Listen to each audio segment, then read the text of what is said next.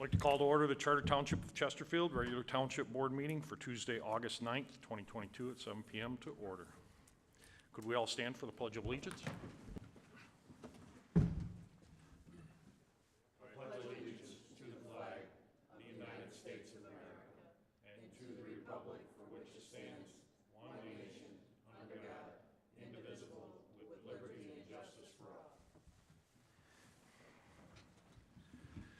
Clerk Berry, would you please call the roll? Supervisor Kersten. Here. Treasurer Elliott. Treasurer Elliott is at a training event, prearranged and pre-scheduled. I'd ask that you excuse her. Trustee Anderson. Here. Trustee Joseph. Here. Trustee DeMink. Here. Trustee Vosberg. Here. Clerk Berry is here. Item 4, approval of agenda. Take a motion to approve the agenda. Mr. Supervisor, I'd like to make a motion to approve the agenda as submitted. Motion by Clerk Berry, supported by Trustee DeMink. Clerk Berry, call the roll. Clerk Berry, aye. Trustee DeMink. Aye. Trustee Anderson. Aye. Trustee Joseph. Aye. Trustee Vosberg. Aye. Supervisor Kersten. Aye. Item 5, presentations. There are no presentations scheduled tonight. Item 6, department reports.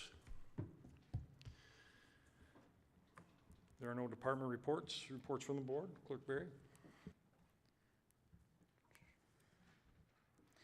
Thank you, Mr. Supervisor. Would just like to give the board and the public a report on the election and some of the statistical data that may be of interest to the public.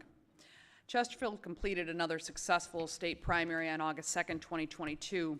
Improvements were made in different processes for precinct workers and provided a more stress-free environment for most of our workers. We experienced no security issues, and we were able to process our first results by 9:08 p.m. On Election Day, we had a total of 37,011 registered voters by the end of the day. And of those that were registered, 10,445, or 28% of our registered voters came out to vote last Tuesday. We have also a breakdown as well as far as what the results of our primary election were. 60% of those who voted by absentee ballot. That's 6,247 absentee ballots that were processed. 40% voted at the polls, or 4,190 voters visited our precincts on Election Day. 63% of those who voted in the primary voted a Republican primary ticket. That's 6,608. And 3,520 voted a Democratic primary ticket, or 34%.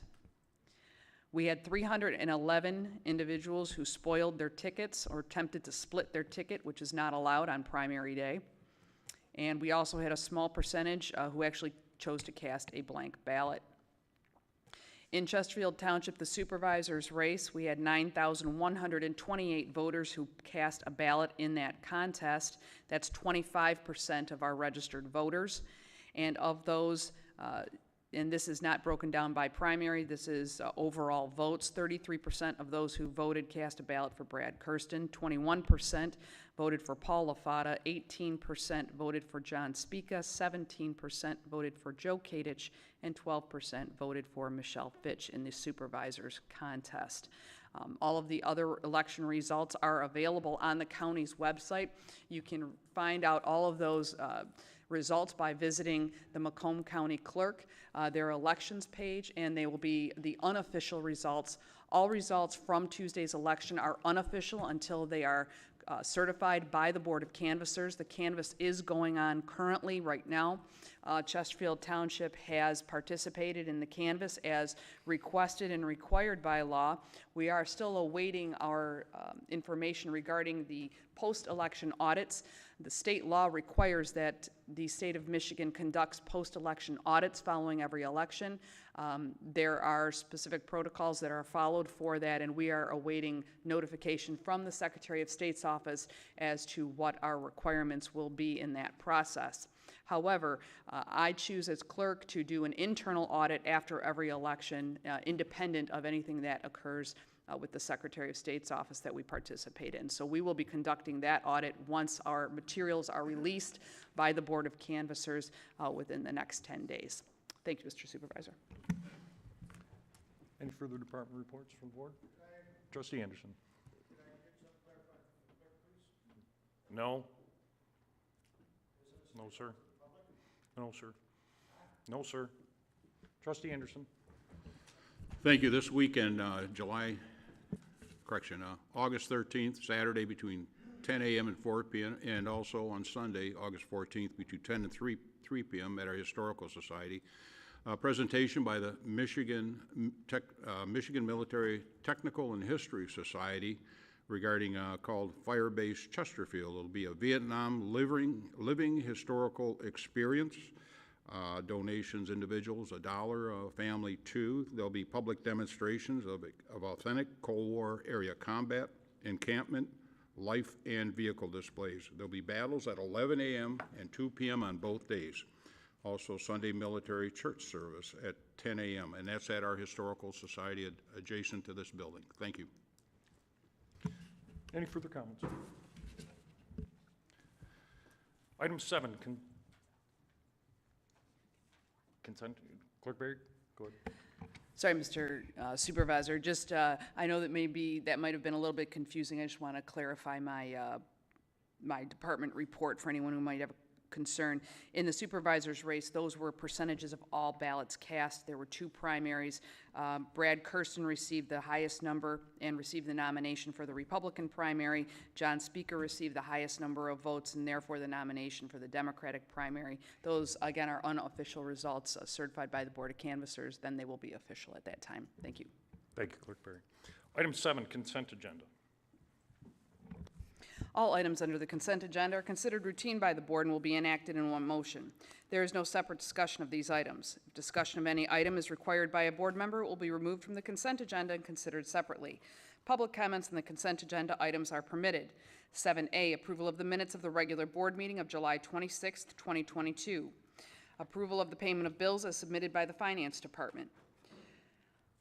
Approval of an emergency purchase of 2 Dell PowerEdge R750 servers in the amount of $27,041.46. Do I have a motion to approve the consent agenda as read? So moved. Trustee Vosberg, Second. supported by Clerk Berry. Comments from the board? No comments from the board. Comments from the public?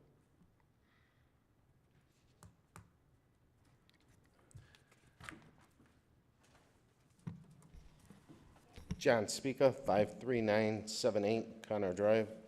As a resident taxpayer and a candidate running for supervisor in this township, a couple questions regarding the bill run.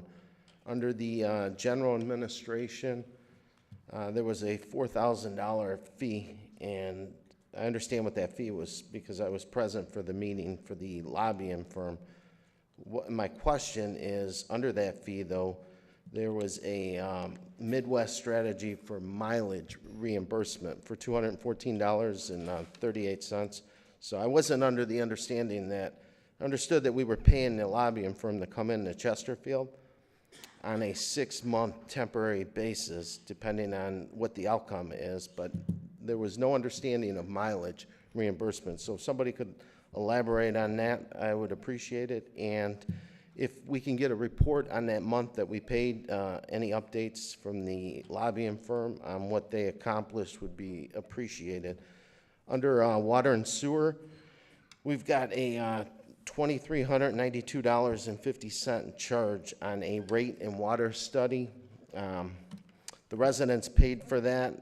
If we could get what the results were and possibly get that posted to our website, I would appreciate that. And then one other quick question. I think there was an error on the bill run.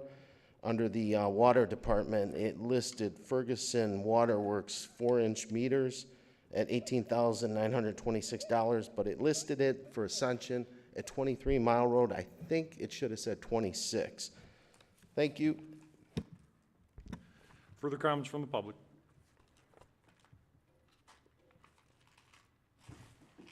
Seeing no further comments from the public, I have a motion by Trustee Vosberg, supported by Clerk Berry, to approve the consent agenda as presented. Clerk Berry. Trustee Vosberg. Aye. Clerk Berry, aye. Trustee Anderson. No. Trustee Joseph. No. Trustee Demink. Aye. Supervisor Kersten. Aye. Item 8, public hearing. Clerk Item Berry. 8A is to conduct a public hearing for the proposed installation of road paving improvements in the North Bay Industrial Subdivision Special Assessment District, to consider objections to the petition for the improvement and to the creation of the Special Assessment District. Do I have a motion to open the public hearing? Motion to open the public hearing?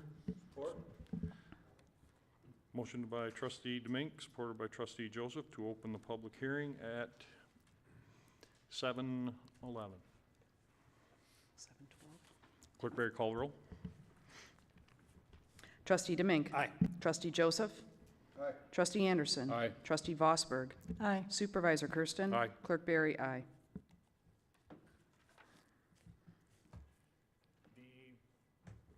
Mitch, do you want to address the petitioner originally was scheduled to show up? He had, couldn't make tonight's meeting, so again, this is a proposed repaving of the North Bay Industrial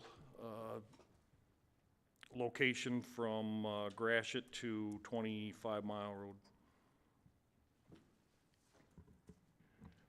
Road. Yeah, the petitioner is not available. I think he's at a funeral. There was a death in the family, Scott Malika. We did have an informational meeting with the district in April of this year to talk specifically about the project, the method of construction, and the cost, the estimated cost. The petitioner then took the petition and I think procured probably over 80% of the property owners signed the petition. We have an agreement with the county. They are going to contribute 40% to the project, and the township, through special assessment, would pay the remaining 60%. If it moves forward, the design will happen. The design and bidding will happen this fall and winter, with construction to commence in the spring of '23. Thank you, Mitch. Any comments from the board? Seeing no comments from the board, I'll open it up to the public.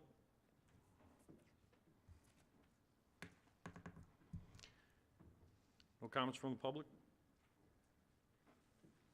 I have a motion to close the public hearing. Motion to close public hearing? Trustee Demink, supported by Clerk Berry.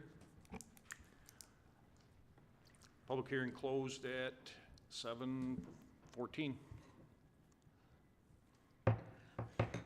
Trustee Demink. Aye. Clerk Berry, aye. Trustee Anderson. Aye. Trustee Joseph. Aye. Trustee Vosberg. Aye. Supervisor Kersten. Aye. Item 9, regular agenda. Item 9A, Clerk Berry.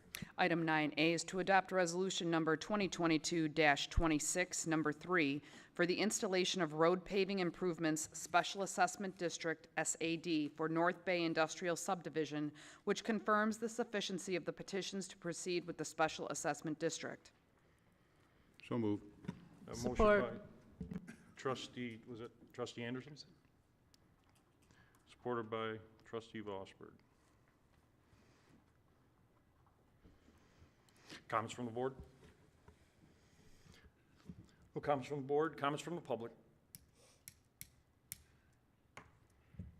No comments from the public.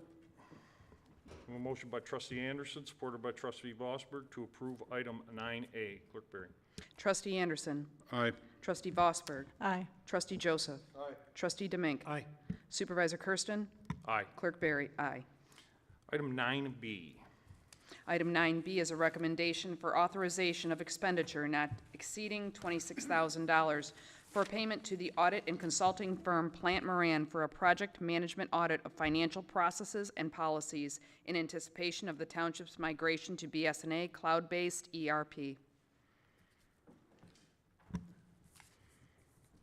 Supervisor Kersten will make a motion to approve, Second. supported by Clerk Berry. This is my item I put on here. With the current transition that we're making internally to the BSNA software, which is currently underway, and we are progressing quite pleasantly, there are several systems and procedures that we need to look at as we move forward administratively. What I'd like to do is bring in Platt Moran, who is our current auditor, and have them offer some direction and guidance on how we institute several practices and protocols and policies that should be in place or could be in place to help us transition into a more electronic environment here within the township. I want to make sure that, number one, all of our banking, all of our payroll, all of our HR personnel are all within the best practices and rules and guidelines, both state, federal, local, and I think that several of our practices have just been, they've just been that. They've been historical practices. So with that, Mr. Patton, I invited, met with him, discussed with him. If you would maybe offer a quick glimpse into what you could do for us, and then obviously Deputy Duchesne, some insight as to supporting this, this request of mine. Mr. Patton.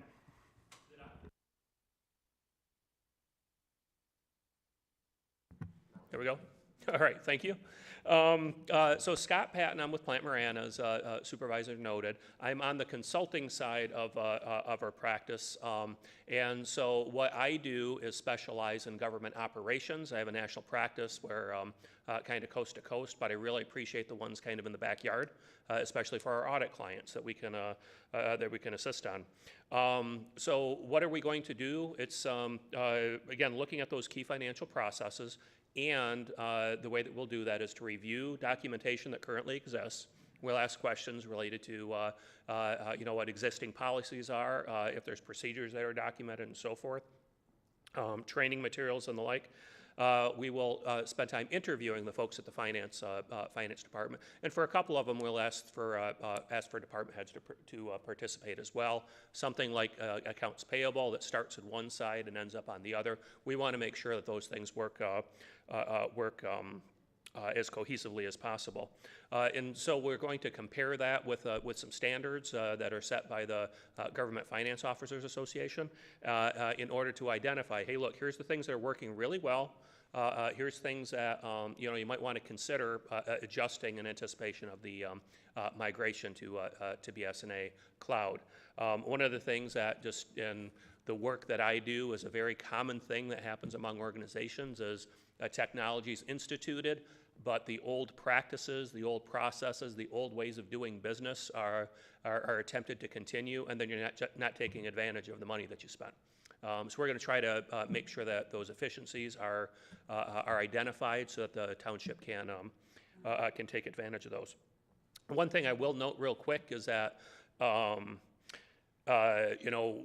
there are some things that we'll be constrained by that are the American Institute of CPAs is the kind of the governing body for CPAs, and we want to maintain our independence as an auditor for you.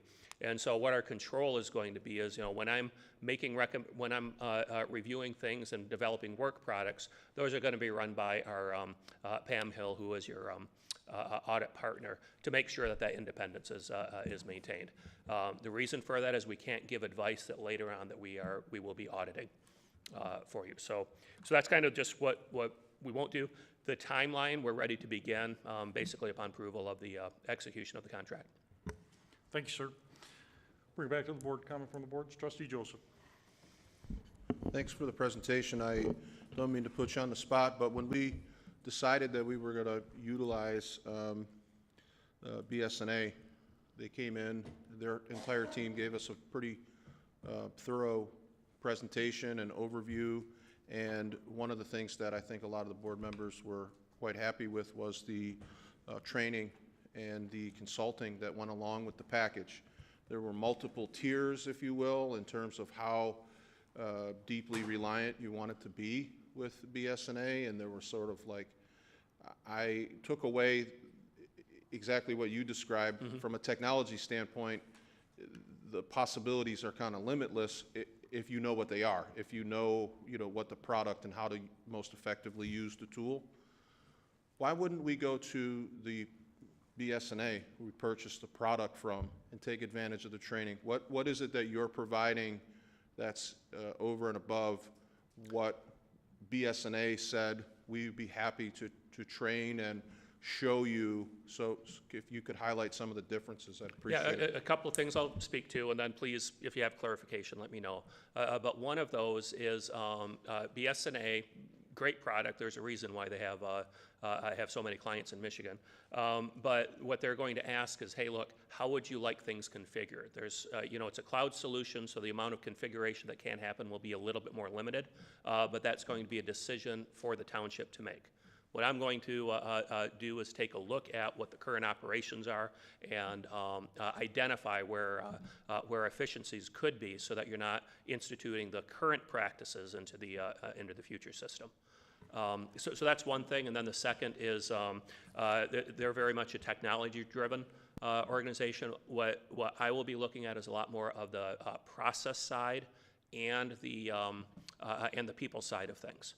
So approvals and the like, where those occur, where efficiencies could happen as well.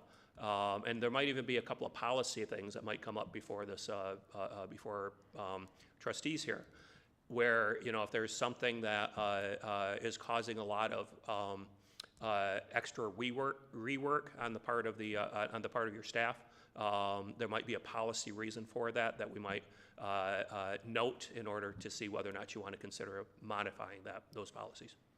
If I can fill a lot of this, Dave, this request is internally because it's not so much BSNA and their staff is here running around training everybody. It's the internal workings of how we do things that really needs some clarity and some direction. And I just want to make sure we're doing everything in the most efficient manner. And a lot of things are just historical. It's not like not policy driven. If I could, just as a Please. follow-up with a specific problem that I've noticed, I haven't been here as long as you, Brian, but the payroll system here is really pretty rough, just as a general. And I happen to be in the township dropping off something to Mr. Duchesne's office, and you were kind of, I guess, experimenting with different dashboards and things that you could utilize BSNA.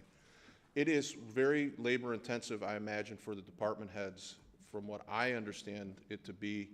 And we have, like, somebody requests, leave, and then they don't use the leave, or they make an adjustment and they want to use sick instead of this, and the current system is really, is that an area where you could come in from a policy standpoint and look at that specific task and make recommendations, and then, I guess for lack of a better word, sort of partner with the technology piece and make the technology sort of match the policy, if you will? Again, this is a very simple single task, but it takes up a lot of time. And when you have department heads reporting from, police, fire, things like that, it gets very, very difficult. Is that an area that might be something that you could help with? We identified in the engagement letter, which I believe is part of your packet, a few different areas, 7 different areas that we'll focus on. Payroll is one of those. Thank you. Further comments from the board? Clerk Reed? Thank you, Mr. Supervisor. The question that I have is, clearly this is something that you've offered to other communities, and you've done this before. I know that you're pretty proficient with it just based on the packet and the information you've provided us with. Can you just share with the board maybe a couple of the results that you've had from some real life experiences with other communities who have gone through this transition, and what kind of benefits or what kind of results were realized maybe in comparable communities that we can expect to see if we approve the contract with you? So one of those, thanks for the question, one of the things that tends to be a primary point of discussion is level of centralization versus decentralization. And again, there's, that's something that's driven by the organization itself. So there's going to be some efficiencies going one way versus the other. So that's one of the things that we'll we'll look for. In terms of other communities that we've offered advice to, there's probably any given year about 2 or 3 different audit clients that we look at and potentially help out with exclusively the finance department within it. And so those have led to things like organizational redesign. In some cases, quite frankly, the advice that we give is keep doing it the way that you're doing it. And so, but what we anticipate is with the transition to the new cloud solution, there are going to be quite a few things that are going to change. And so we'll offer advice about how best to achieve those things and make sure that people, everybody's swimming in the same direction so that you really get momentum on it. Any further questions from board? Trustee Vosberg. Thank you, Mr. Supervisor. Through you to Mr. Patton, is there's a list of 7 things: budget, accounts payable and receivable, SAD, payroll, purchasing, and a sheets.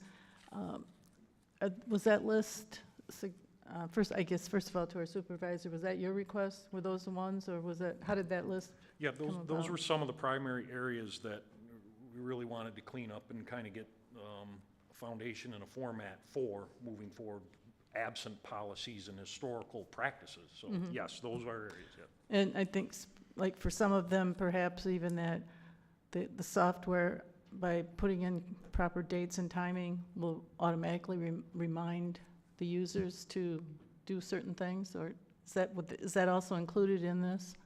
Yeah, so you're speaking to one of the features that a lot of ERP systems have, including BSNA Cloud, which is sort of the reminder of, hey, look, here's what's in your inbox. You've been asked to do these approvals by this time. You haven't quite gotten into them yet. Here's the reminder. And then in addition to that would be the general workflow of, who looks at the information before approvals happen along the way. Sure. Another one, I'm wondering if these checks have not been cashed, they're still outstanding checks that we issued, would that also draw reminders? Could it, if that's something we choose? Correct, if that's the way that things are set up. Okay, so again, you may notice them, might be something inside that we request. My experience with these types of things, as you're working on it and talking to staff, they also think of additional things that there's sort of a synergy sometimes that happens with that. Okay, great.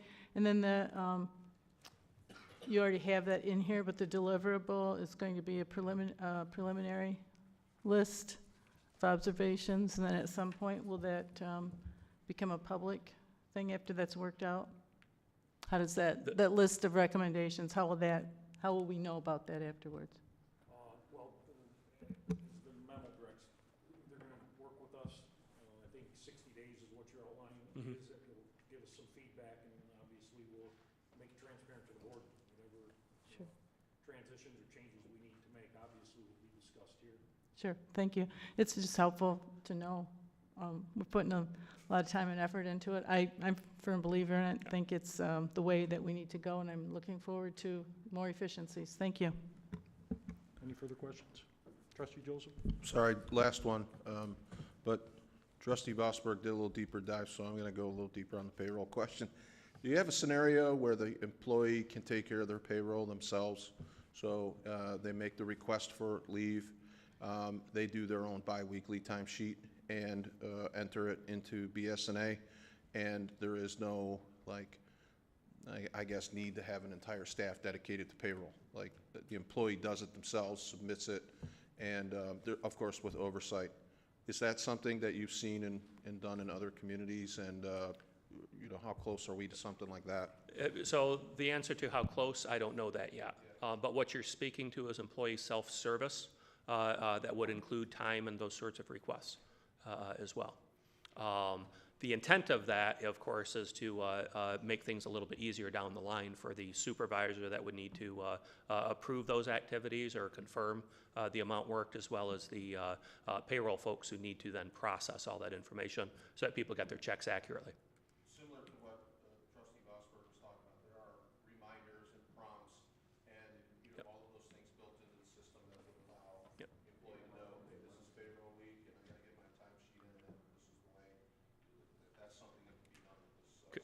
And your employees will call those nagging emails. Thank you, trustee Joseph. Any further comments from the board? Open up to the public. Comments from the public? Seeing no comments from the public, bring it back up to the board. I have a motion by Supervisor Kersten, supported by Clerk Berry, to approve item 9B. Clerk Berry. Supervisor Kersten. Aye. Clerk Berry, aye. Trustee Anderson. Aye. Trustee Joseph. Aye.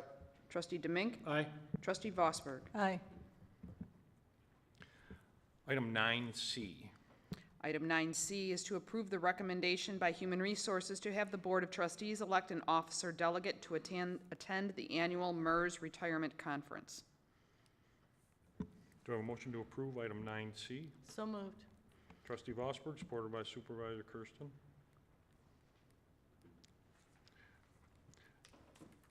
Deputy Duchesne, do you want to address this?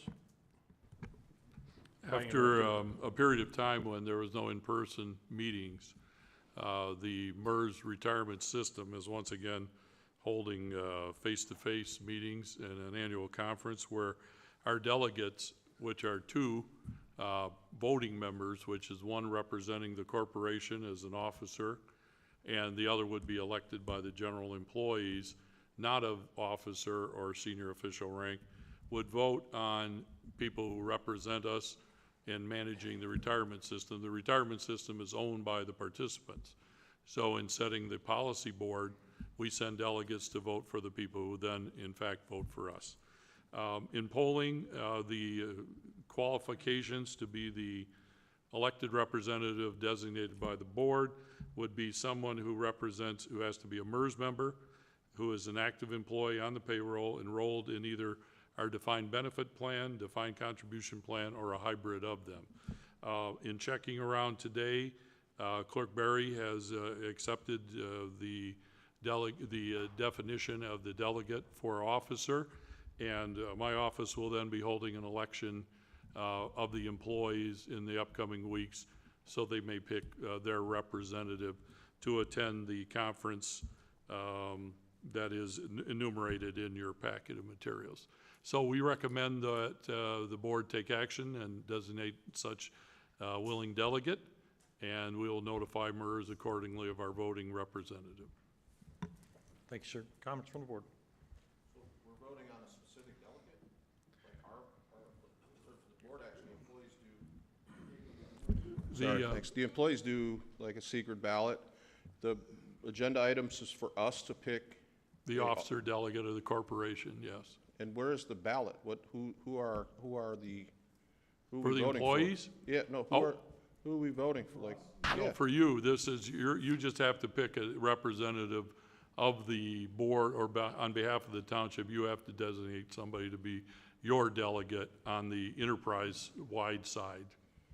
Okay, are we nominating somebody or like,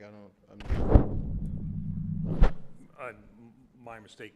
It was my understanding that Clerk Berry had volunteered to do this, so I can't vote for her. I'll support that. I can't vote for her. It's gotta be a ballot. I knew I satisfied the conditions when HR talked to me today, that were necessary. So I was asked, and I said I would be willing to do that. Did they ask you, trustee Deming? I just saw the email today. Yeah. I don't have the time or be able to get away because of work, so I have no problem wherever. But So I guess the motion would be that, with the approval of the items and to attend the MERS Retirement Conference, would be that Clerk Berry would be our representative as elected officials unless someone else is interested. you guys want it? I can't. My schedule doesn't prevail. Anyone? Anyone other than? I don't know what the office requires, so I don't know if I want to jump in. Are those meetings during the daylight or during a business day?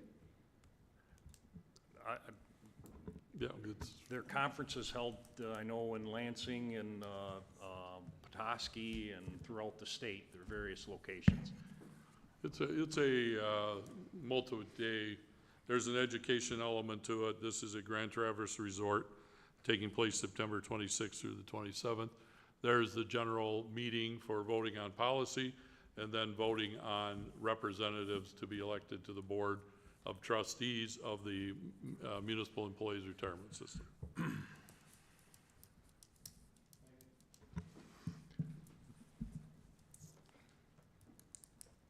Brad? Oh, trustee Vosper, I'm sorry. Thank you. I have a question regarding the cost. In the agenda, it said there is no cost. I'm assuming that there's no cost to be a delegate or not, but is there a cost to send people to the conference itself? Yeah, excuse me, yes. The individual municipalities are responsible for travel and lodging. Okay, thank you. Any further comments from the board? Comments from the public? Any comments from the public? Seeing none, I'll bring it back up to the board. Clerk Berry. I'm sorry. There is a motion to approve item 9C, a motion by trustee Vosberg, supported by Supervisor Kersten.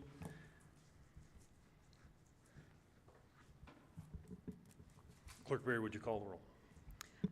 Trustee Vosberg. Aye. Supervisor Kersten. Aye. Trustee Anderson. Aye. Trustee Joseph. No. Trustee Demink. Aye. Supervisor Kersten. Clerk Perry, aye. Item 9D. Item 9D is a recommendation to approve a request by the Police Department to purchase use of force simulator training model range theater 180 HD system from Milo in the amount of $97,695.35. So moved. Motion by trustee Demink, supported by trustee Anderson. Director Bassett, the podium is yours, and I know there's a short video we're gonna play. Just a quick comment on this. This is something that's been on a capital plan for 4 years, 5 years plus. This is something we have been doing research on at Public Safety back when I was in that role.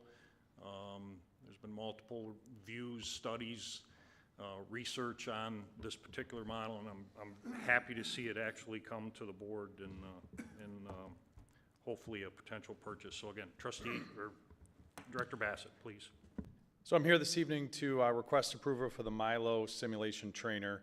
Milo stands for Multiple Interactive Learning Objectives.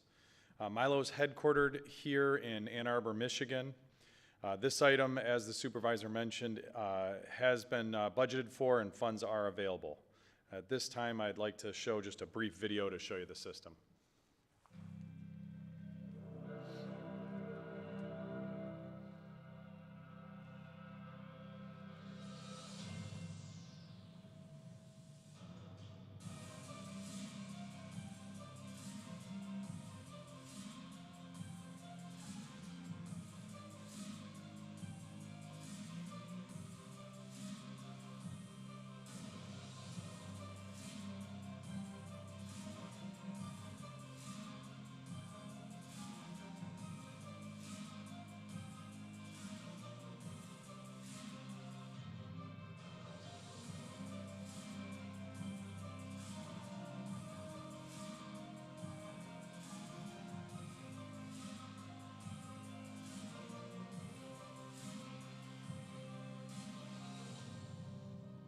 What's the problem here? We got a disturbance call. Ma'am, please.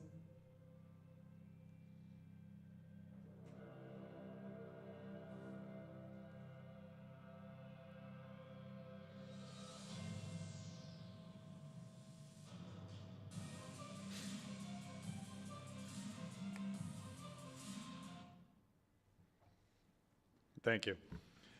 So the Milo simulation trainer will provide us with scenario-based training and decision-making capabilities that will enhance our officers' ability to assess, react, and bring to a conclusion incidents that present a challenge and dangerous situation. The training areas include, but are not limited to, de-escalation, duty to intervene, active shooter, and weapons marksmanship. This will allow our officers on a more frequent and at a lower cost ability to train repeatedly throughout their regular shift as well as other times that we're able to facilitate. With that, I'd be happy to answer any specific questions.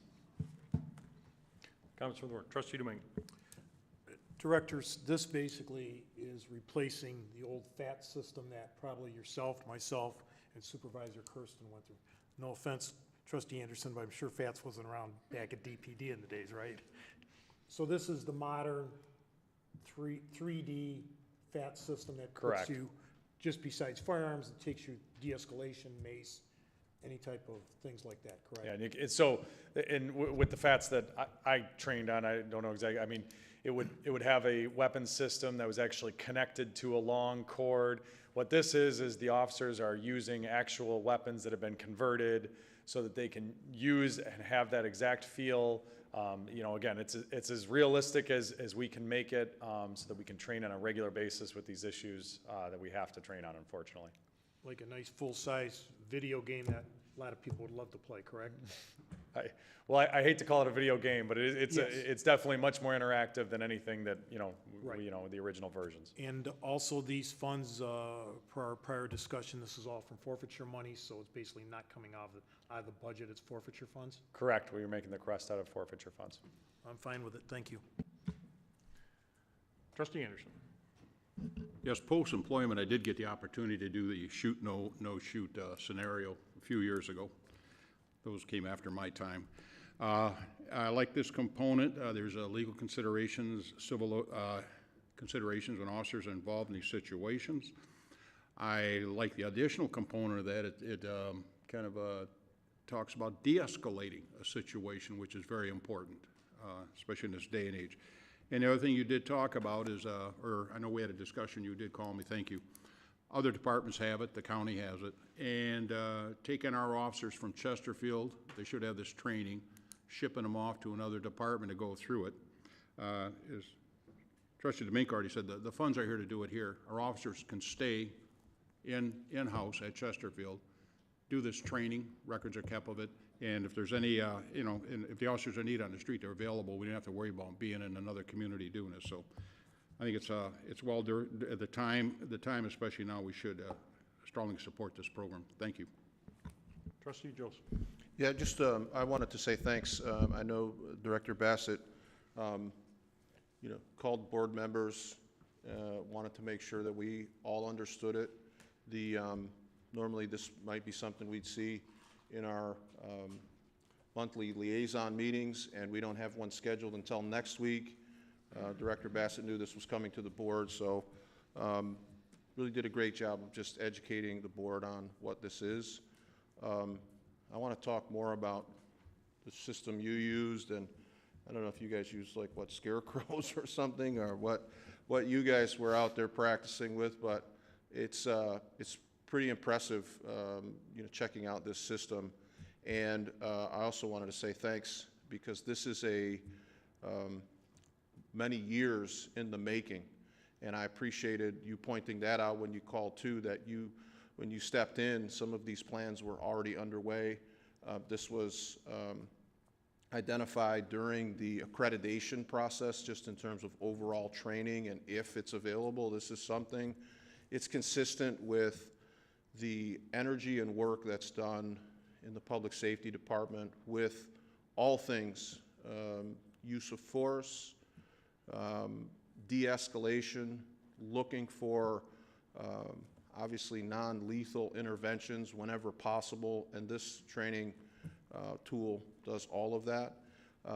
It's not something that a lot of departments have, and if we wanted to experience it, we'd have to go to the training academy or other departments, and finding time to train is difficult, and having it in-house, as you said, allows people to access it. So it's just another tool and another indication to the citizens that Chesterfield PD is very serious about making sure officers have all the tools necessary to prevent disastrous outcomes. So thank you, Director Bassett.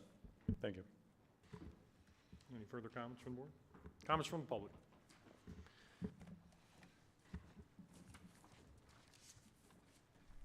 My name's Bob Adair Senior. I live at 28217 Rally Course Drive. I just want to say, as a veteran police officer, I went through that course. I have seen this new one, and it is got just about everything you can think of. I watched some officers use it. Our officers today are dealing with different things than we've had in the 70s, the 80s, the 90s, and early 20s. I'm pretty sure you guys are going to approve it, but this is something for the safety of the officers as well as the public. And when I saw this, I just wanted to say it's a necessity for today, not only for the public safety, for the lives of our officers. Thank you. Thank you, sir. Any further comments from the public?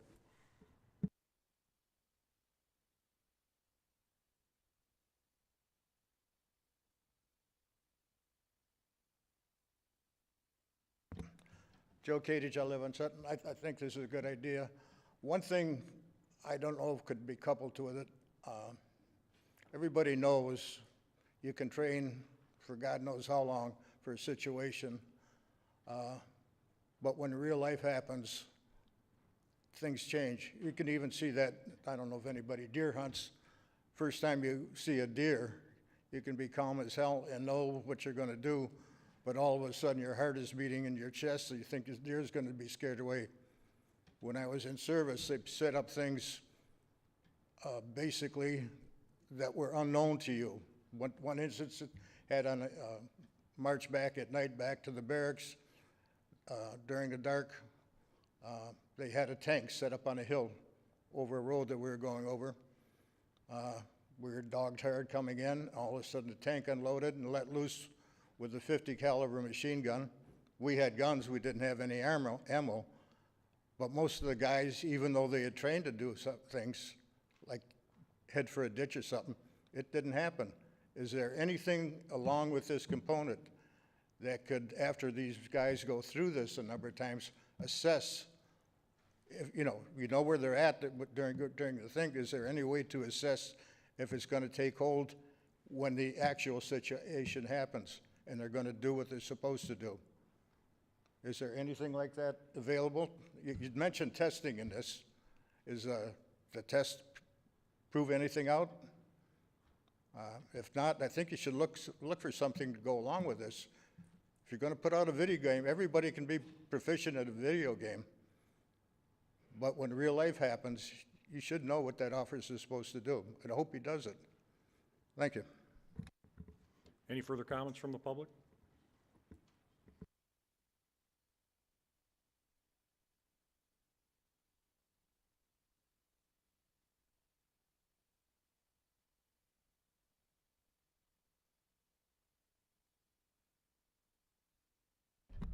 Michelle Wilson, Merriweather, 52860 Muirfield Drive, Chesterfield. I just wanted to issue my comment in regard to the Milo simulator. I had an opportunity when I saw it was on the agenda. I made a few phone calls to some family members on the force in Indiana, also some family members on the force in Kentucky, and also individuals that worked on the Kentucky Association of Counties reports for Milo. And it all came back favorable. So what I've been able to ascertain is, it was some key questions I had in terms of scenarios. I wanted to know really about behavioral responses, just some of the great things that I had heard about it. I wanted to hear and try to get an understanding, as one of the residents just formally said, if it would translate to a real world scenario. Then I actually spoke to a family member who actually has the responsibility for training some of the rookies in the state of Indiana. I'm in 100% support of it. I do believe that it will be something that can be a great tool to learn how to handle different situations, and everything I've seen on the back end, that I think that this will be a great addition to the department. So I just wanted to offer the support of the simulator, and I would hope that if it does become a part of what we have here in our Chesterfield PD, that we as the residents would have an opportunity as well to be able to see it and just have an idea of some of the scenarios used, just different things that we could see to just make sure we feel like the things are representative of, you know, just our environment. But overall, I would say I think it's great, and I'm happy to see that we're going toward being proactive in terms of solutions. Thanks. Any further comments from the public?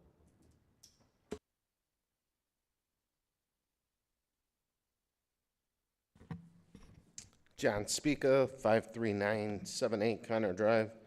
I want to start off by thanking Director Bassett for moving forward with the Milo system. I personally like the Milo system.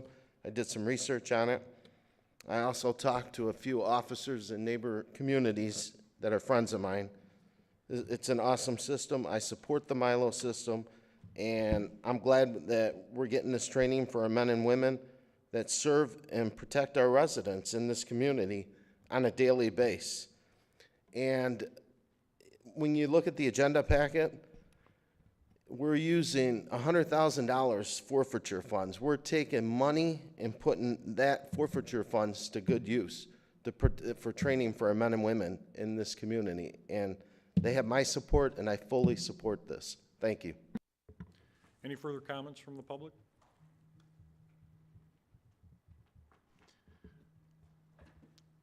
Go ahead, Director.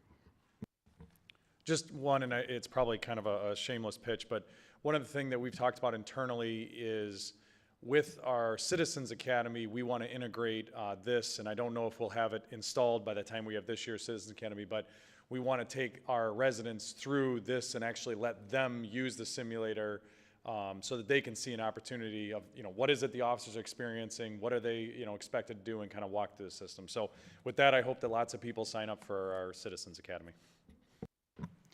Thank you, sir. Bring it back up to the board. Any further comments from Trustee Joseph? Yeah, just not really my place to answer the questions, but the one speaker actually had a very similar question that Director Bassett and I discussed, and that was the assessment phase of the instrument. So how do you get, feedback on, does the participant get graded through the exercise? And the short answer is there isn't a point scoring system, but like any other training tool, there is coaching that takes in the same way that if you had marksmanship issues, you would just have more range time and take more opportunity to work on that skill. In terms of the real world experience and does it work, and it's good to be trained, but it doesn't replace, you can't know what a real life scenario because of the amount of variables that are possibly there. But one of the things that I think is important to consider when you look at acquiring this tool is the culture of the department. So if an officer goes into a scene where there's a potential for violence, the culture here, and this goes back to really what was going on in the department before you came up here on a board. You looked at how the officers interact with people in the public and bringing in the accreditation process to really take a look at the culture.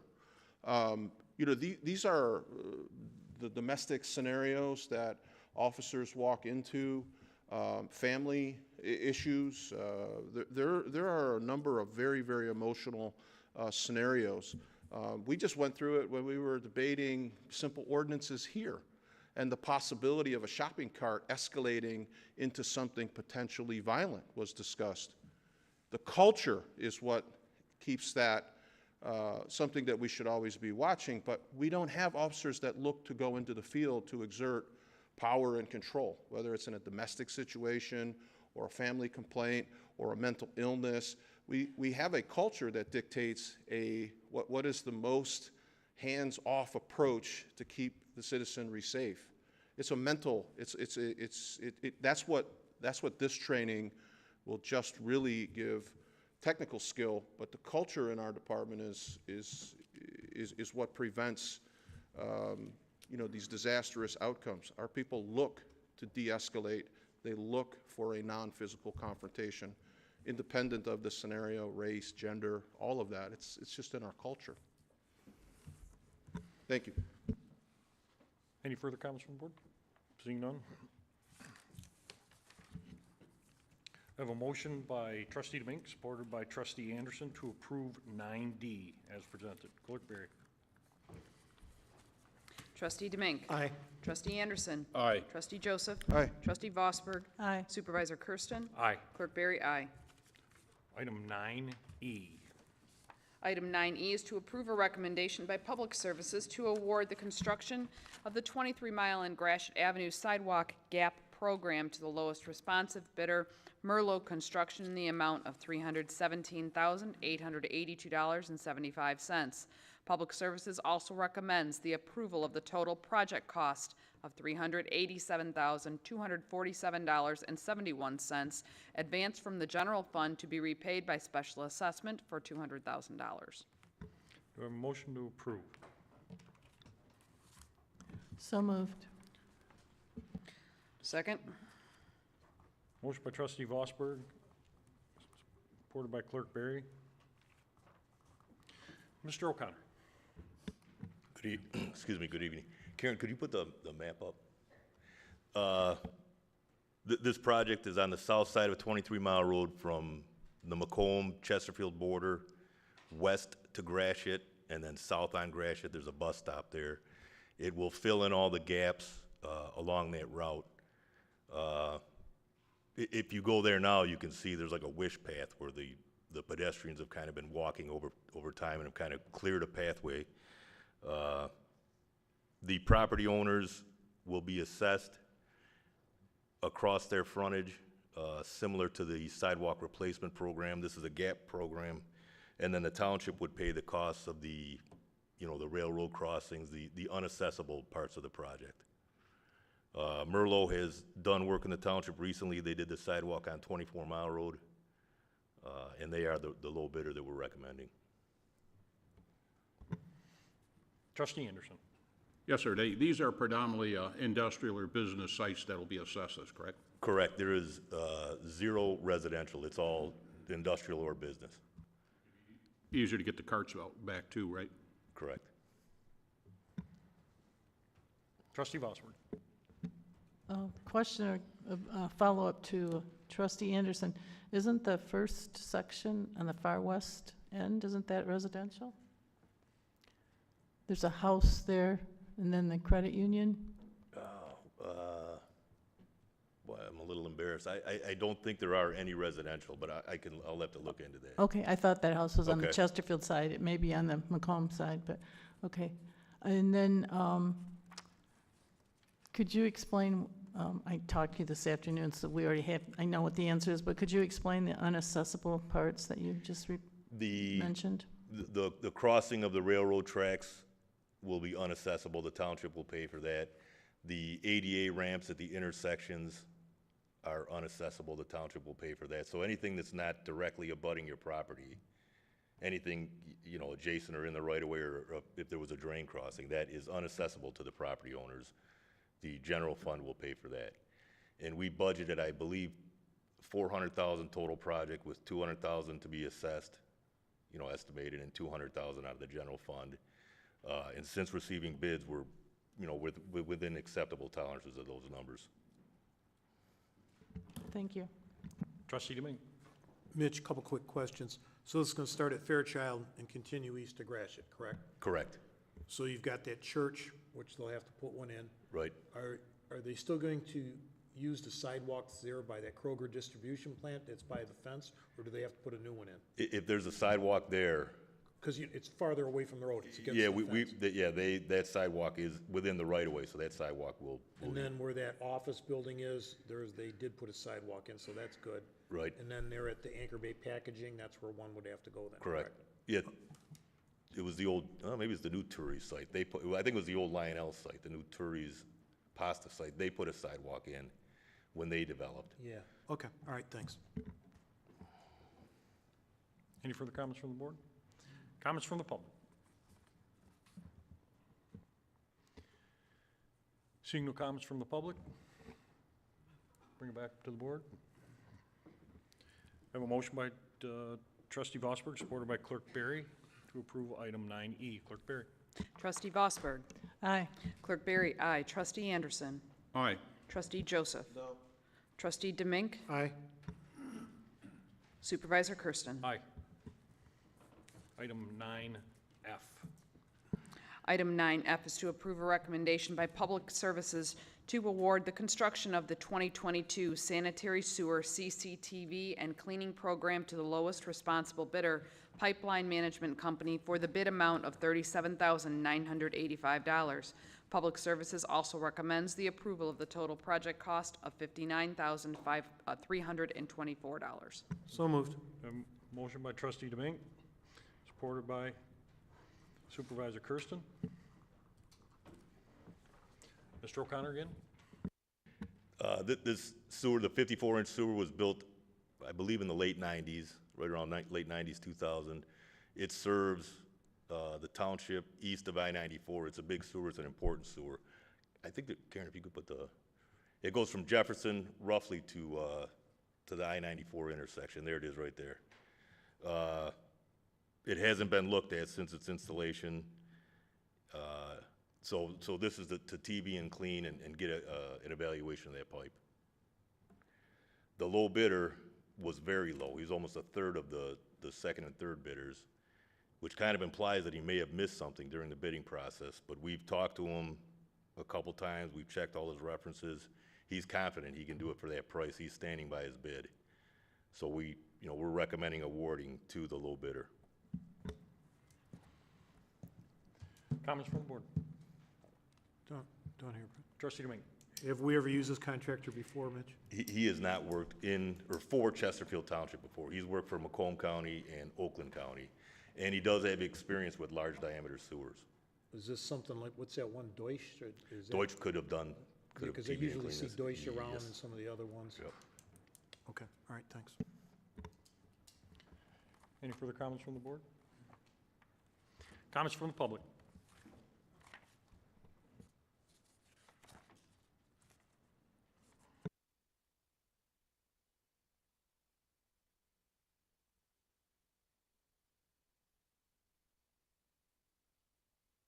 Something came up in the past over cleaning the sewers out, and I asked a question, and I never received an answer.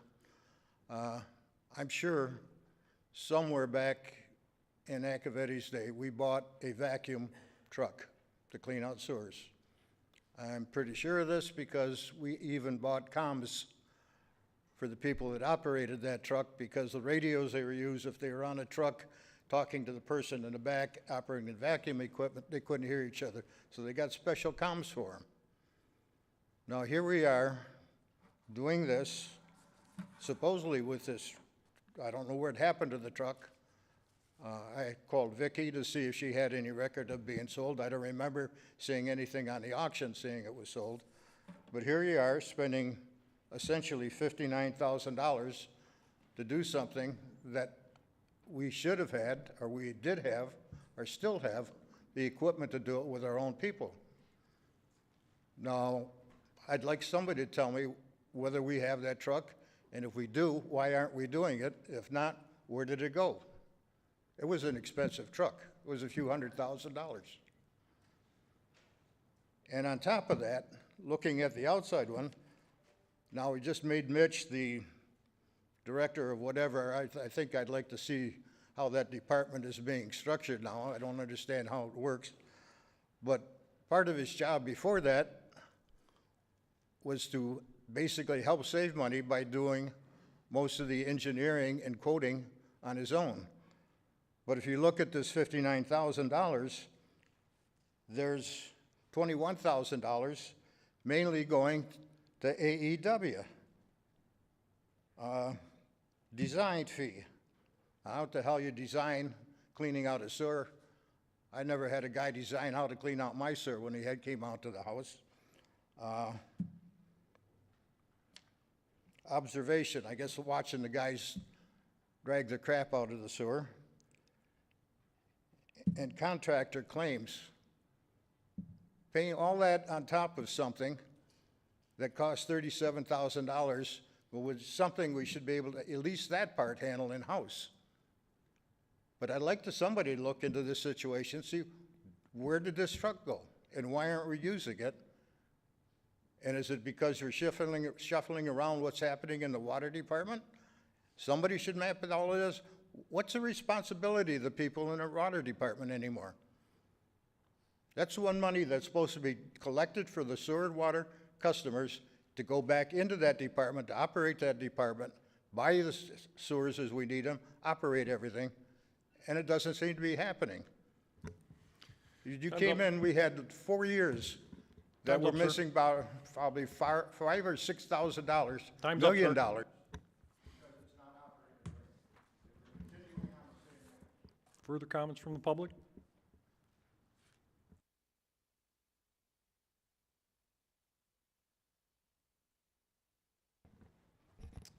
John Speaka, 53978 Connor Drive. I have a question in regards to what Mr. Cade had said.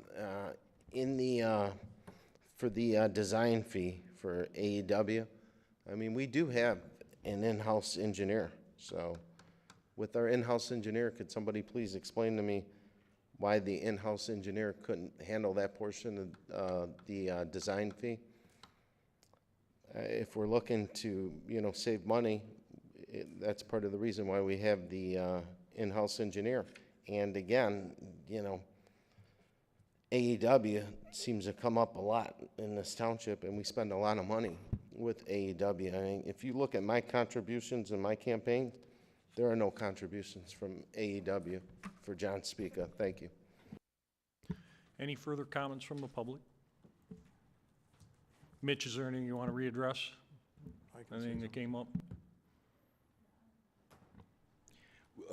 We do have a Vector truck, and we do operate the Vector truck. A 54-inch sewer is beyond the capabilities of a Vector truck. So we clean the 12-inch sewers, the 10-inch sewers, the 15-inch sewers. We clean those on a regular basis. This is just beyond our ability, beyond the scope of what a Vector truck can do. Thank you, sir. Bring it back up to the board. Trustee Domingue? I was gonna say the same thing, that vac truck will not do a 54-inch sewer. Those have been around for, all the cities have them. When it goes that big, you have to go to the bigger companies. And we don't have closed circuit TV. Isn't that correct also, Mitch? Correct. So you gotta have a TV that'll do a sewer that size. So, yeah, the vac truck we have, and that's what I was gonna tell Mr. Kadich right when he was speaking, but it will not do a 54-inch sewer. It's only for small stuff, let's say on Sutton Road or something like that, but your big force mains, no. Same with the ones along I-94, the Interceptor, you gotta have the bigger equipment. And like I say, I was pretty darn sure we did not have closed circuit TV. That's for the larger companies to do. Thank you. I have Trustee Bosford? Thank you. In the packet, we have 194 pages dedicated to the specifications and the documentation for bidders. I think many hours went into preparing that, I'm sure. And those are hours that we don't want to have one of our individuals working on. Thank you. Any further questions from the board? Trustee Anderson? Yes, I appreciate the remarks about the vacuum truck, but I recall a discussion a few years ago, and I know you weren't here, Mitch, but this was a window. I remember the discussion of that truck. It sounded like once the township acquired it, we were going to be rock stars for several other townships doing their work too, and now suddenly it's not. It wasn't geared towards 54-inch sewers. I just kind of question some of the history here. Thank you. Any further comments from the board? I have a motion by Trustee Domingue, supported by Supervisor Kersten, to approve item 9F. Clerk Berry? Trustee Domingue. Aye. Supervisor Kersten. Aye. Trustee Anderson. No? Trustee Joseph. No. Trustee Vosberg. Aye. Clerk Berry, aye. Item 10, addendums. There are no addendums. Item 11, public comments.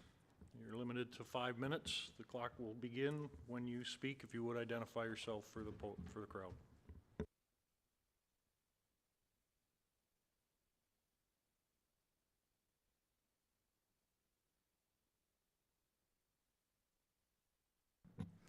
Joe Kadich, I live on Sutton.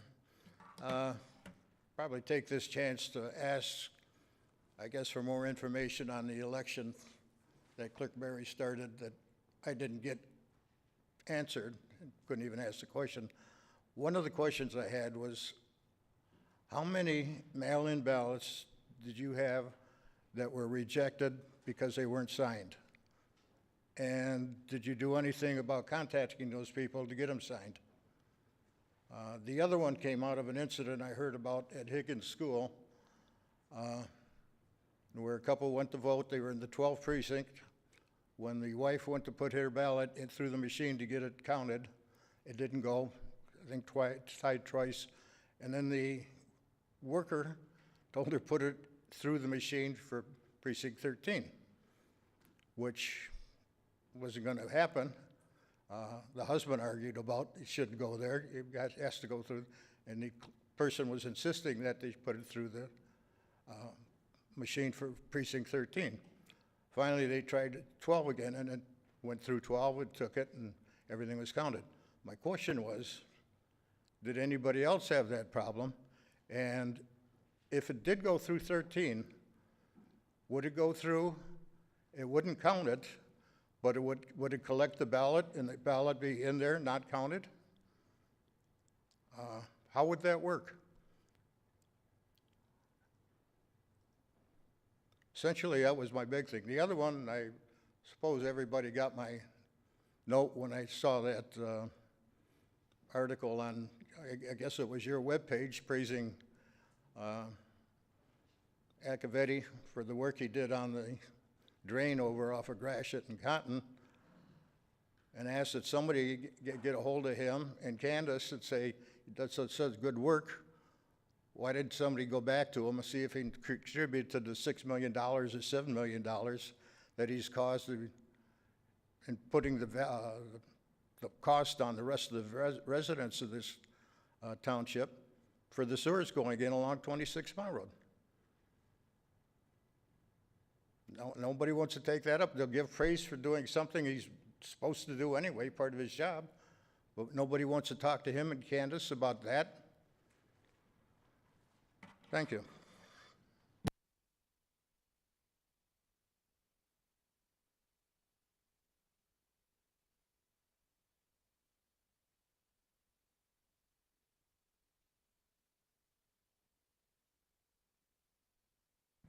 Good evening, Township Board and Chesterfield Township residents.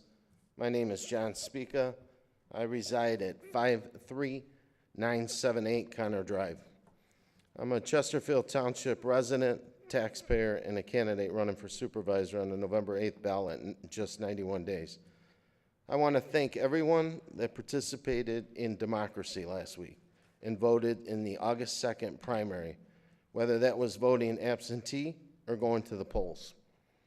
I'm going to work hard in the next 91 days to earn everyone's support and vote, whether you're a registered Democrat, Republican, Independent, Libertarian, or undecided voter.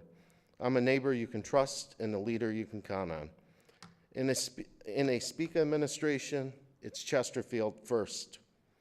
I plan on working with everyone on the Township Board in a bipartisan manner to make Chesterfield a great place to work and call home for all the residents. In a Spica administration, a top priority of mine is to bring back fiscal responsibility, living within our means. In the Spica administration, transparency and honesty will be brought back. In the Spica administration, public safety, police and fire, our men and women will have the proper funding needed to continue to keep our community safe. In the Spica administration, I'm going to bring back checks and balances to the Township Board. Right now, there is no checks and balances on this Township Board. We have the fox guarding the hen house in Chesterfield Township. In a Spica administration, there will be no free giveaways on the backs of the Chesterfield residents involving sewer lines. That responsibility falls on the developer and not the residents. An example of the residents being fleeced is the 26-mile sewer line that the board-appointed supervisor put through just over a month ago in June of this year. Not many residents know about this because it's been kept hush-hush. Ask yourself, why is a $13 million bond issue not being talked about or on the front page of every newspaper? I would think that a bond issue worth $13 million plus interest that is going to be spent would be an issue everybody would be talking about. Another Speaker priority is making sure that the residents have ample time to speak at this podium, but most importantly, that the residents' concerns and questions get answered in a transparent, honest, and timely manner. The Spica administration will be bipartisan. Should the opportunity arise, for starters, it would be a Spica-Lafata administration out of the gate should Mr. Lafata accept my offer to come on board.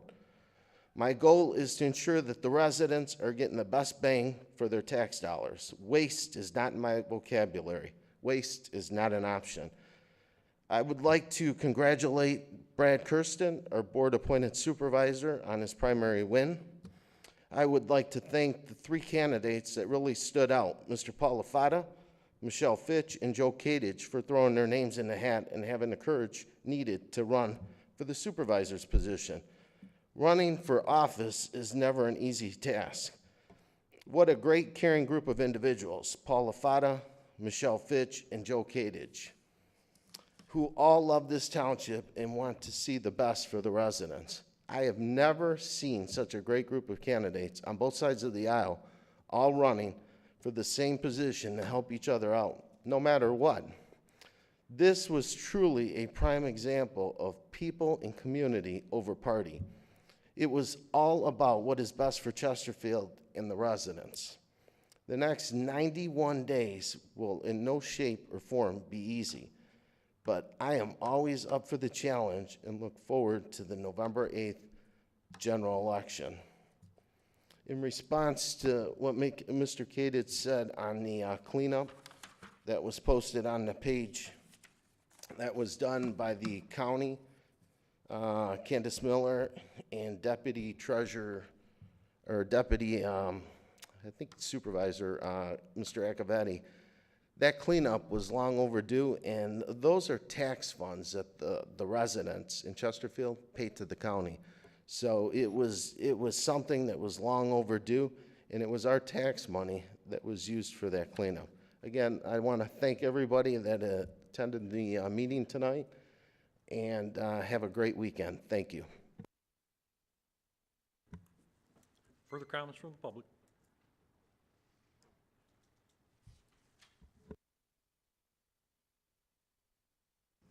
Bob Adair Senior, 28217 Raleigh Crescent Drive. Director and the Township Board, last night we listened to the helicopter circling by our house for 2-3 hours.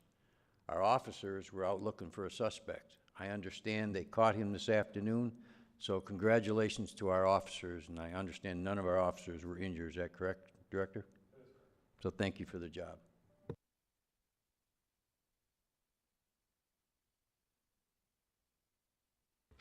Further comments from the public? Seeing no further comments from the public, I'll bring it back up to the board. Trustee Anderson. Thank you. First thing, I voted no on a consent agenda. Specifically, it was one item that I disagreed with. In March, we went over to Sugar Bush Elementary. It's up for lease by the township from the Anchor-based school district. I made a request and it was on there. When it came to the board, the write-up on the agenda item about leasing parts of that school, honestly, it appeared, I said, how much money is in the kitty now to cover it? And it said there was no money at that time to hire it. And I didn't support the consent agenda, specifically the bill run, because under facilities and operations, I believe our first payment for the amount of $73,964 to the Anchor-based school district for the Sugar Bush Elementary lease agreement. I know there'll be some creative bookkeeping that'll make that look whole. Second thing, I voted in support of the clerk to represent us in the mayor process, and I know you'll come back and let us know how things are going there. And finally, I did support the sidewalk gap program up on 23 Mile Road in Gratiot. The cost of this is being borne by the businesses up there, not the residents. I'm sure if there's any concerns about that, they are in better shape to dispute it or whatever than the average resident is when a resident's told they have to replace X number of sidewalk pieces in front of their house, plus the $25 addition, or 25% that goes to the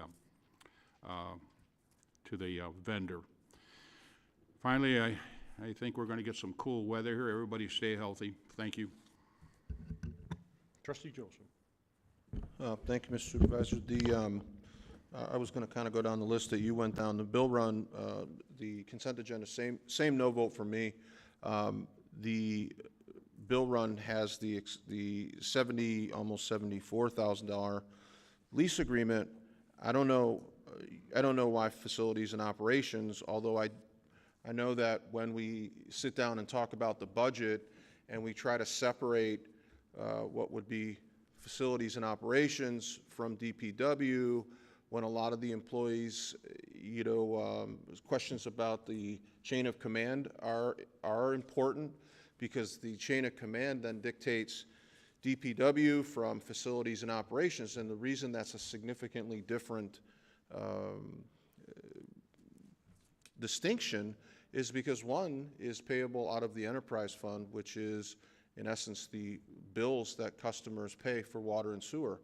So if you mismanage that money, you could then come back and say, well, we need a water rate because the fund is low. And I haven't really been satisfied at budget time with the ability to separate the costs associated with expenditures. And I know it's an area Vicki Bauer and I have talked about. I think from an audit standpoint, I have no doubt everything is legal. It just becomes much more difficult when F&O and DPW get commingled. And I don't know why Parks and Rec,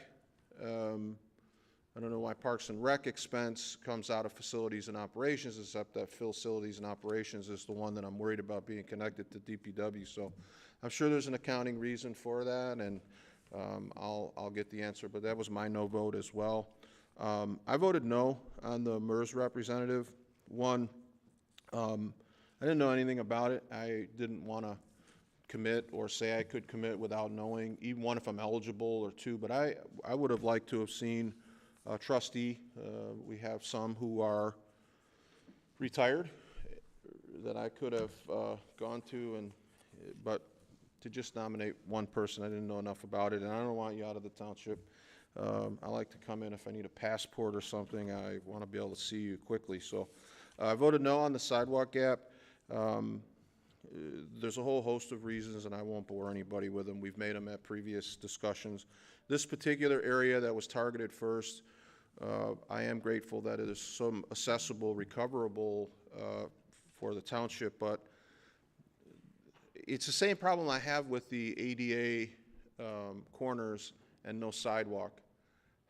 How are we expecting the individual that needs an ADA corner with a ramp, how is he supposed to, or she supposed to navigate the acres of potholes to get to that intersection? And then we make them, and they just sit there.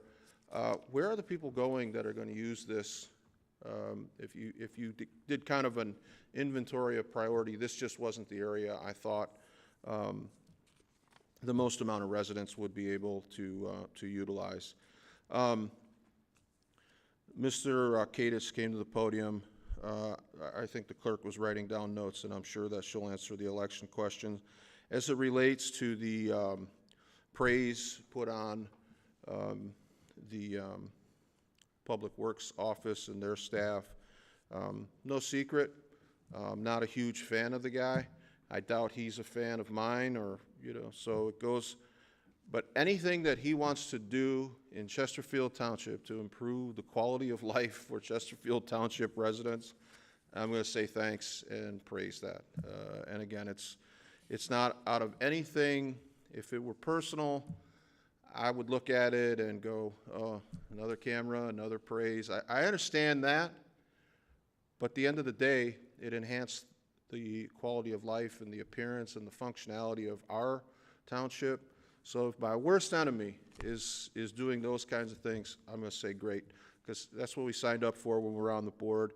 And sometimes things get political. People take pictures. It's just how it goes. But that drain was cleaned up quickly. I know it had been in the discussion phase for a long time, but it was handled quickly. And thank you, and all praise. Keep it up. And give us more of that. Same thing I'll say, if we're in a situation where we get some of that 60-40 match money from the Department of Roads, the more the merrier. The more help we get, the better.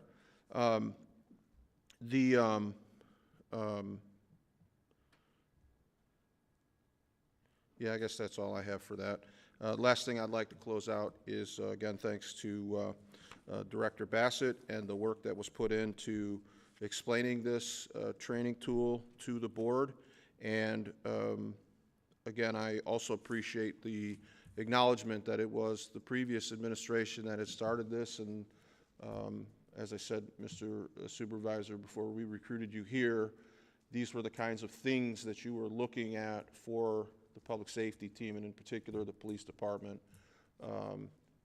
Best trained, best educated, highly motivated, highly skilled, and we have a great retention rate.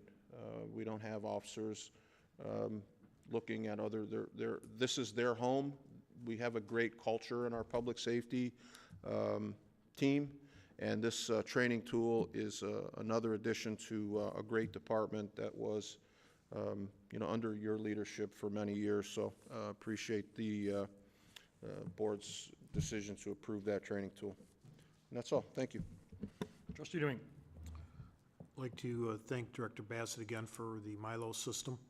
It's just a good reason, and then be able to use forfeiture funds, because you're very limited in what you're allowed to use them for, and those funds are recouped by certain individuals who on our department are assigned to special units.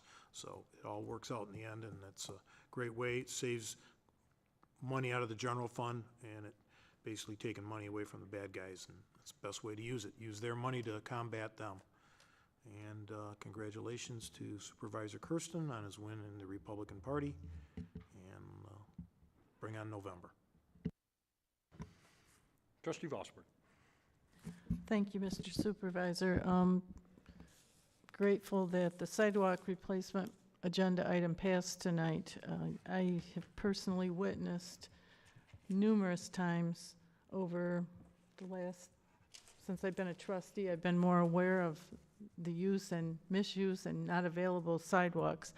There are numerous people who work at that Kroger distribution center who have to walk on the road, walk in precarious positions and places to get to the bus stop. I think that this will be a great help to them when this project is finally finished. And I've also seen many people walking north on Fairchild. I'm assuming from perhaps the multiple housing units. I'm not sure where they're coming, where they come from, but many people walk that, and they're carrying grocery bags. So they go to the corner of 23 and Gratiot to make purchases, and then they have to walk back. They too are sometimes seen walking on the side of the street, especially in snowy weather. There's no safe place for them to walk. So I'm glad that this program has passed, and that we'll be able to see it come to completion. Thank you. Clerk Berry. Thank you, Mr. Supervisor. Quite a few things to cover yet. A couple things that were left out of my initial report to the board, but also addressing some of the questions that were asked in the course of this meeting. First and foremost, I'd like to thank the board for for my election as a delegate to the MERS conference. I do plan to give a full report when I return from that conference at the end of September. Prior to that, I do have another work group, an election work group that I was asked to be a part of. I will be attending that work group next week in Macomb County in Mount Clemens. County Clerk Forlini sent out a request, and I was on the list for a number of local clerks who were asked to participate in an election focus group, and I will be participating in that and reporting on that to the board as well at our next meeting. Also along the lines of the county clerk and correspondence that I've had with them, on Friday I did communicate to the county clerk via a written letter that we have assessed the petition signatures that were submitted to us for commercial cannabis and marijuana establishments to be allowed within the township to appear on the November ballot. We did find that the language, the format, and the signatures did meet the requirements for placement on the ballot in November, and we did make the county clerk aware of that via written letter on Friday. So they will still be doing their due diligence. Their corporation counsel will also be reviewing that information, and I will keep the board updated as to how that proceeds as well. Lastly, questions regarding some technical questions about the election. How many mail-in ballots were received that weren't signed, and what do we do with them? I can't tell you the exact number, but I can tell you the process for any mail-in ballot envelope that there is either no signature or there is a signature that does not match to the signature that we have on file. Either one, we go through the same process, and that is we contact the voter and give them the opportunity to come in and present a signature to us. In other words, sign an application for us, show us identification so that we can rectify that and they can sign their envelope. So either way, we give the voter the ability to come in and rectify the problem so that that ballot can be processed. If they do not, then that ballot is not processed. If either there is a signature missing or there is a signature that does not match, that ballot is not processed, and that is rejected in our system. So, but we never reject a ballot before making an attempt to contact the voter. So that's only in the case that they do not respond. Secondly, ballots can only be submitted into tabulators that they are programmed for.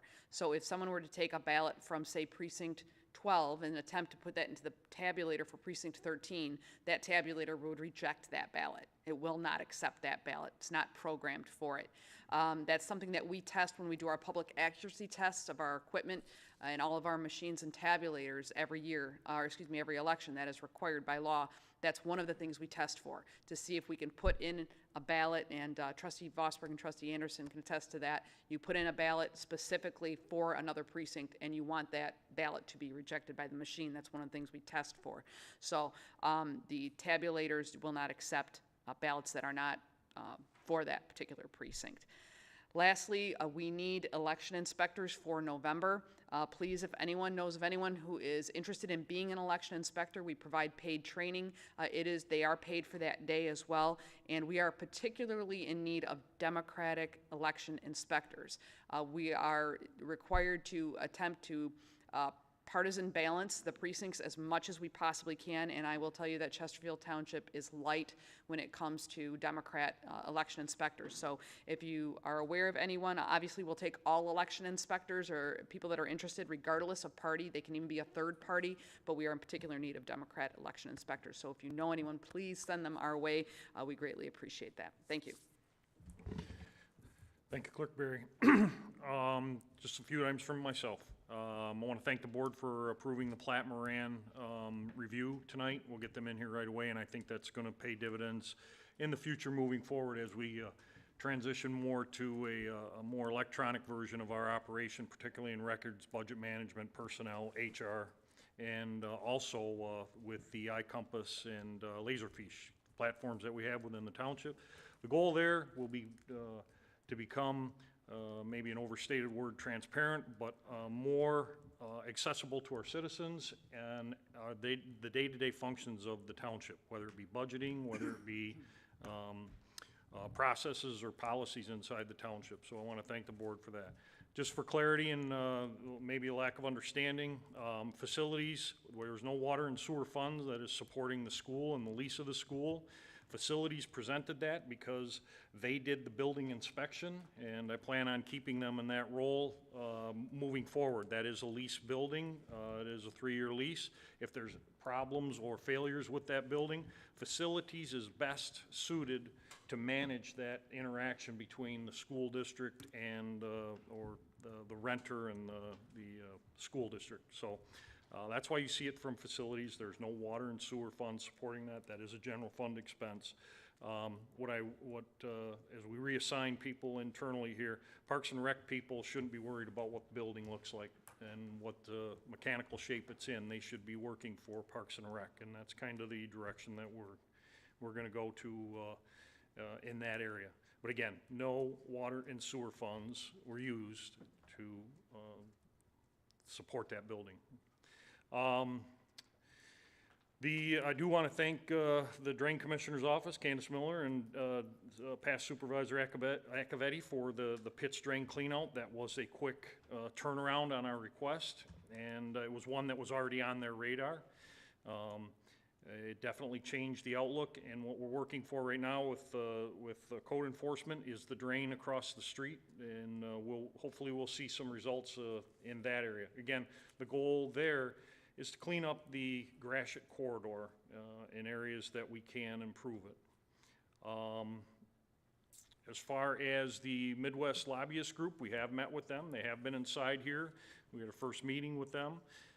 We'll give you a progression once we get a report back from them and see where we can go with that, and hopefully we'll have a good result in working with them. With that, I have no further. I will take a motion to adjourn. Motion to adjourn. Trustee Demink, supported by Trustee Vosberg. Motion to adjourn at 8:35. Clerk Barry, call the roll. I'm sorry. All those in favor? Aye. Opposed? Meeting adjourned.